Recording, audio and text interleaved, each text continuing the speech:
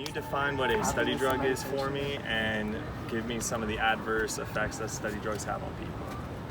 So study drugs is something that helps somebody stay focused and study on a long material for a long amount of time. So to my understanding, like a study drug is a drug that you would take in order to like increase productivity or increase like your focus levels when you're preparing for like an exam or trying to get some extra energy in to do like a school project. Yeah, it basically just puts you in a state of just where you can sit down and get stuff done and not like lose attention for a long period of time. That's kind of what it did for me at least. Perfect. I'd say study drug is the type of drug that just helps you study, just helps you focus, not get distracted by your surroundings, and be able to retain your attention on one thing, whatever your object of study is. Yeah, I think that it's something that can let you forget about, kind of like zone in on one thing, whether it's something you're studying on or something else. It really can help you not, it won't let your mind wander as much. I would say a study drug is a type of drug that people take that people take to get like high sometimes. So I would say. So the study drugs that I know about just make you very focused and keep you awake. It just helps you focus, I guess.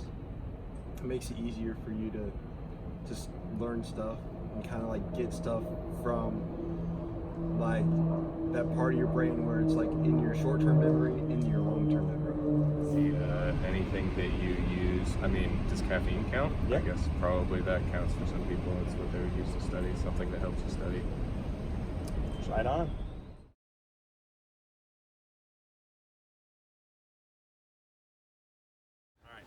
Can y'all describe to me what a study drug is and kind of give me some adverse effects that study drugs have on people? I'd say some adverse effects of them would be like I guess addiction. Like if you use it too often, you might get used to having to use that just so you can like pay attention to like even like attention retaining tasks. Like that. And so that can be bad if like you're super focused on something you're not supposed to be on, or you're just awake for hours on end and you can't sleep anymore. That just throws off everything. So I would say they won't have a stable mindset, or sometimes they have like they're shaking, the thing that's involved. There's definitely a high that comes with it, which is why a lot of people want to take it on. For like if you do it late at night, then you like don't sleep, right? Yeah. Yeah, and it keeps you up. Some of the effects, I don't think they eat very much, and they get very just like ignorant, I guess. Sometimes.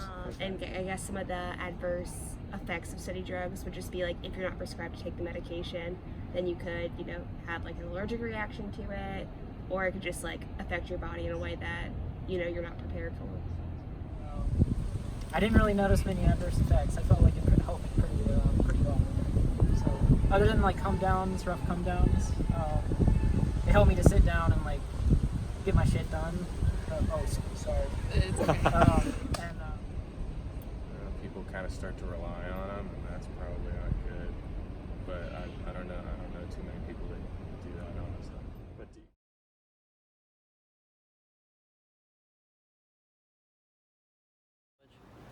And do you guys have any examples of study drugs that you're familiar with? Or?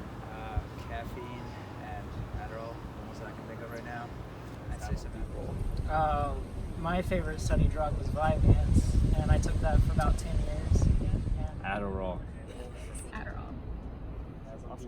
Like Adderall and stuff? Yeah. Well, So I would say something like cocaine or heroin, those type of drugs. Well, first I thought you were talking about research chemicals, but you're not, are you? Studied like Adderall? I'd just say like, from what I've heard, like people will take like Adderall when it's not prescribed to them and use that as a study drug.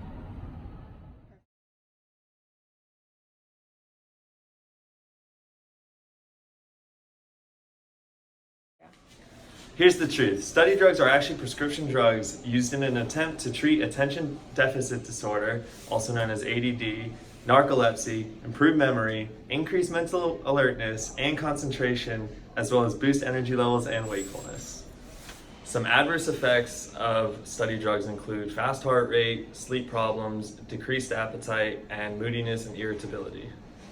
Some examples of study drugs include Adderall, Ritalin, Dexedrine, Focalin, and Concerta.